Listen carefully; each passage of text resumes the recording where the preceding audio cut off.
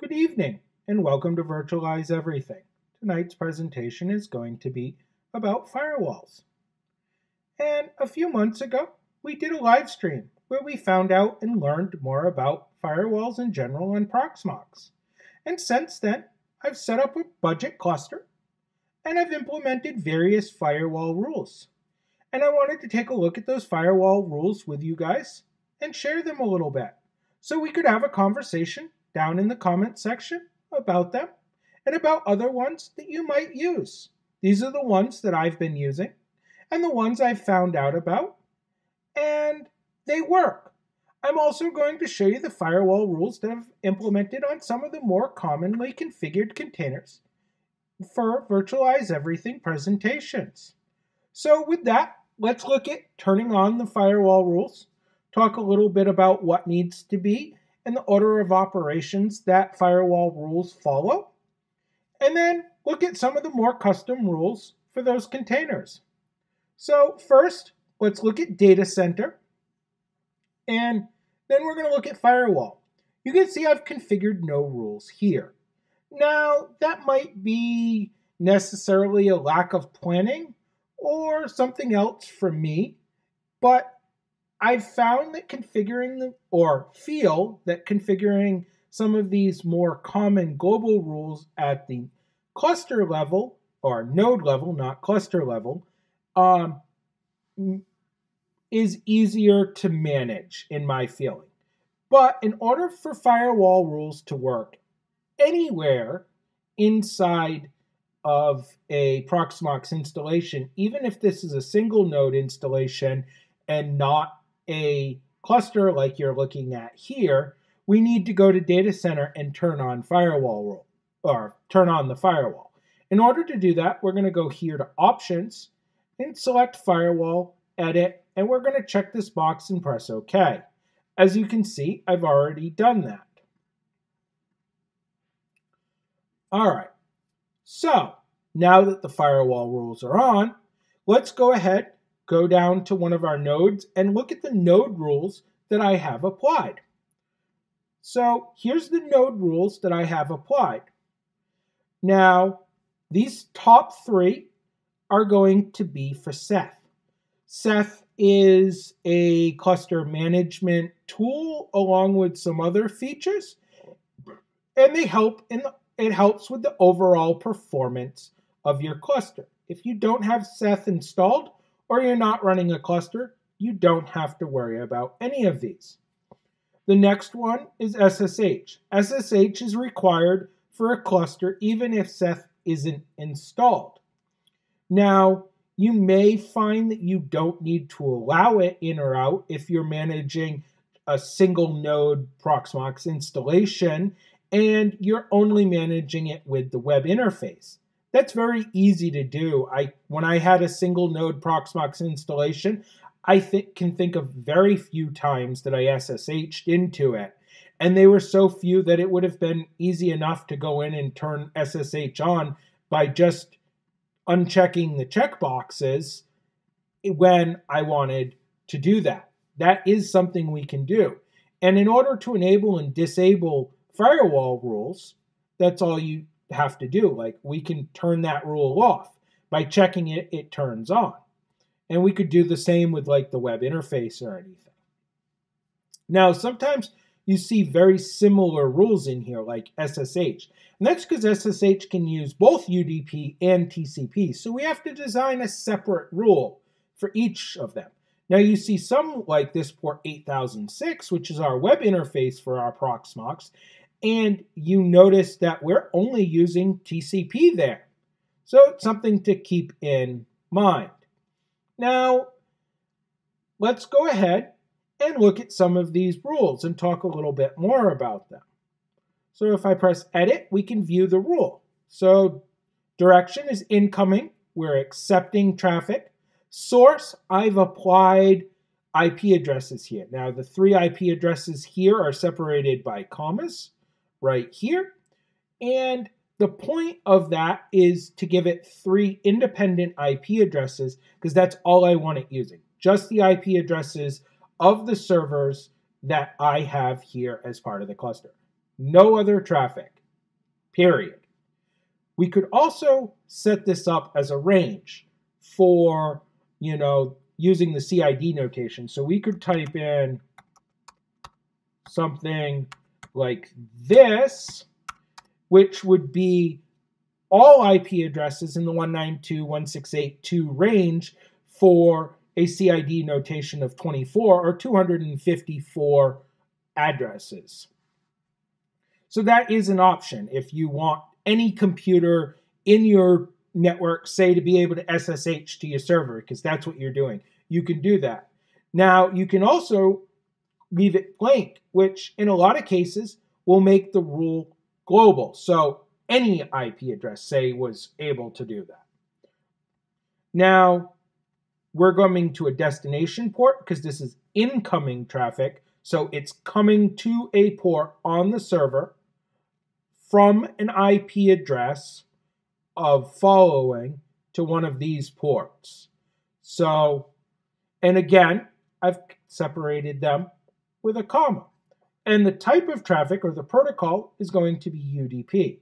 There's quite a few different protocols here that you can look at for different things you're doing. So you want to keep that in mind.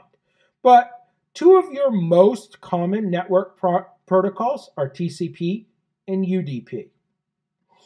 Really, to break them down is another video in itself. And if you would like me to do that, I am happy to do that. Just drop a comment below. And if 2 or 3 of you ask for it, I will make a video about it. All right, so let's move on to some more of these rules. Now, looking at them, you can kind of see they're all lined up and they all kind of have the same information. That's because they're configured almost all the same. But here's a rule that I've created where any system inside of the IP range can use this port. So let's look at this rule. You can see that I've dropped that source IP. Now, could I put 192.168.20/24 on here? I can. But what if I wanted, and I have multiple interfaces here and configured on this system, so this is actually a possibility and why it was left blank. What if my system was on 192.168.2 or 192.168.3 or 4? And I had enough routing rules inside my router to get to this web interface. Then I would be blocking it if I use CID notation. Now I could put multiple CID notations, or I could even make it a Class A network, make it larger, or change the CID notation a little bit to adjust the subnet. But I chose to leave it blank. It's how I chose to configure it. Again, when you're making rules, a lot of times they aren't checked. You want to make sure that box is checked for them to work, and it's unchecked if you want to turn them off temporarily. All right. The last rule here you see is a drop all incoming traffic, and it's at the bottom. So firewall rules are looked at sequentially. So does it pass here? Does it pass here? Does it pass here? Does it pass here? Does it pass here? Does it pass here? If it's here, it's going to be dropped. And that's how it's going to go. So if drop is at the bottom, it's going to drop. But now if I put drop here, if I move drop up here, right there, which I'm not going to leave it there for very long because I'll lose this web interface. But if I put it there or here in front of the web interface, we'd lose the web interface. So you want to make sure they're in order. Your drop rule is your very last rule. If your drop rule is in front of anything, it's not going to go through. And it's very easy, especially with like a web interface or SSH, when you don't have a terminal to get to anything, to lock yourself out of a system. I know when I was developing and playing with a few of these rules, especially the SSH rules, I blocked myself from getting into the system a few times. If you do, and you can get to a monitor that looks something like your shell environment here, you can type PVE-firewall and stop. That'll turn all of your firewalls off for your node until the next time that you either restart or update something to do with your firewall. Now, you probably want to go in, make the adjustment that locked yourself out, and restart your system at that point. But if you need to stop it, that's how you stop it. So now let's move off and take a look at some of these more common containers or setups that we've done videos in the past on for Virtualize Everything. Now, some of these videos are getting pretty old. We haven't done them in quite some time. So if you'd like refreshed videos on this, or you think it would be a good idea for Virtualize Everything to refresh the videos in some of our new formats and stuff, go ahead, drop a comment below. I'm happy to do that. I love making videos and love teaching. I also love learning from you guys. So if you see something that I've missed or maybe didn't understand or something, go ahead and drop a comment. I do ask that you're polite. I mean, I just think being polite in the world is the correct thing to do. But that being said, I'm going to take everything as you're trying to teach. Like, teaching and learning is why I'm here. This is what it is. I am not an IT professional by profession. I'm actually a machinist. So this is learning. This is a hobby to me, and I love teaching. I saw a niche that I didn't feel was covered, and I wanted to distribute information and make this easier for everybody. This is something that I fell in love with about 2 years ago, and in falling in love with it, I found that information, especially on certain things like this video folder I have over here about setting up USB in an LXC, which I've been struggling with, because information can be very, very hard to find about Proxmox. As well covered as Proxmox is, and it's well covered compared to some software, it can be difficult. Documentation for different versions and stuff don't always get updated, and things don't stay on track with Proxmox. So I try to do my best to contribute to the community and teach and learn. So feel free, drop a comment.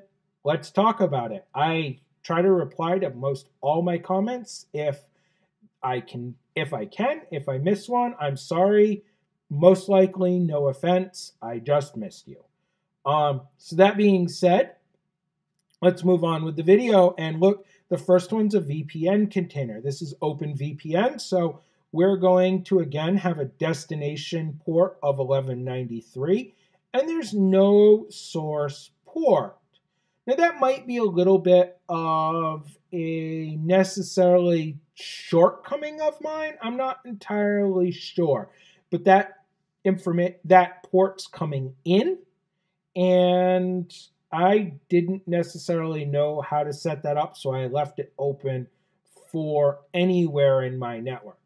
Now you see here 80 and 443, that's HTTP. Those are web ports. And that's open for a web interface to work, HTTP and HTTPS. Then we have a drop rule, and it's dropping. And I've put this custom rule in here.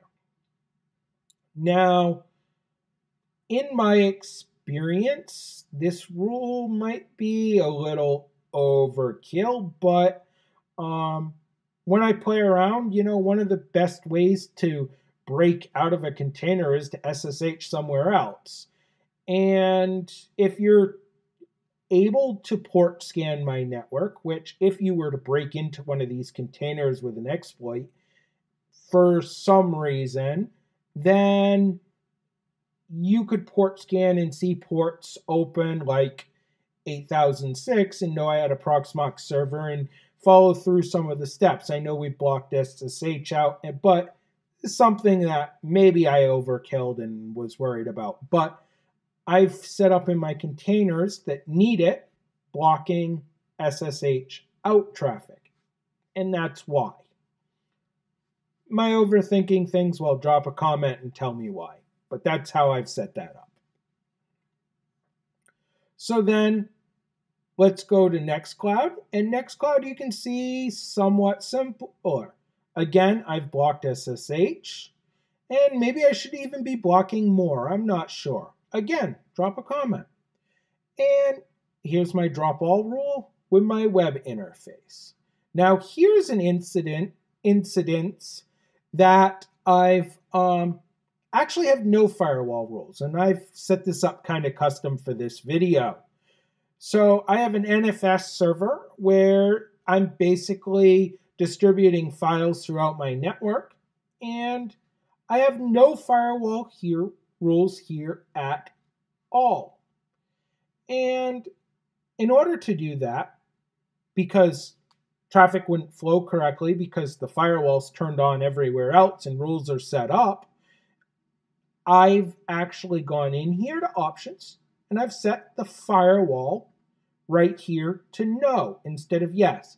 Now default when your container is created, it's always yes. So keep that in mind. You need to custom do that if that's what you want. All right. And then here's PiHole. And again, here's port 53 of incoming traffic. Now I'm allowing all traffic out but SSH. So necessarily I don't have to configure outgoing traffic for this.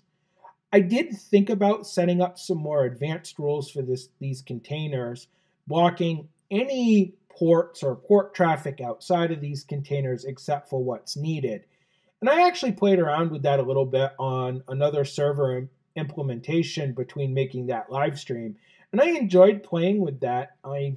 When we made the move here to this new house and I reset up most things, I actually found that it was easier to set up a lot of these containers fresh than it was to move our containers. And that had basically to do with the vast changes in networking that were made in this house. As you can see, I'm in a basement here.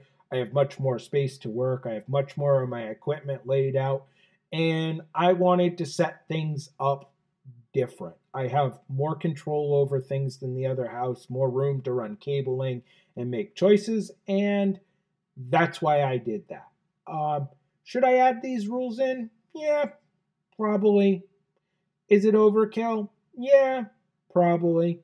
But whatever helps you sleep at night. More rules is ultimately another layer.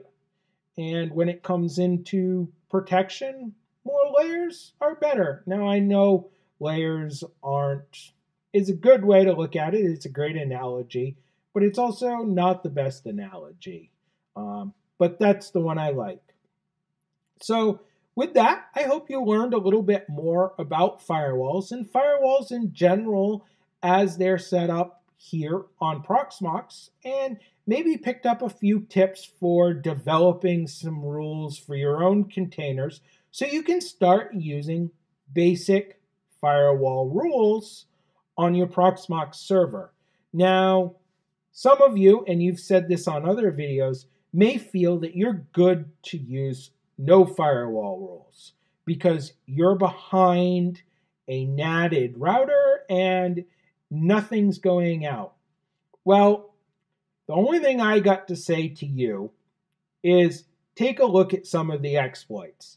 Now, firewall rules aren't necessarily end-all be-all, or, more firewall rules, though, don't hurt. So if we can't get SSH or other ports open for an exploit that maybe took control of your router for whatever reason, for bad programming or whatnot, if it can't get to the next system, then it's stopping at your router. Now, have you been compromised? Are you more vulnerable then? Yes. But the more layers we can create there, the better. Now, we do sacrifice delays in time, we sacrifice speed, we sacrifice performance. There are sacrifices. We even sacrifice ease of use because a firewall rule might be blocking a feature that we're trying to use. And we have to remember that we have a firewall, research those ports, and go in and check things if things don't work. It happens. But as as users, as advanced users, if we care about security, more firewalls equals better, in my opinion. Now, drop a comment if you disagree. I'd love to learn from you and debate it if I feel you're wrong, but that being said, a lot of times you have valid points, and I love to learn from them. As always, have a good night.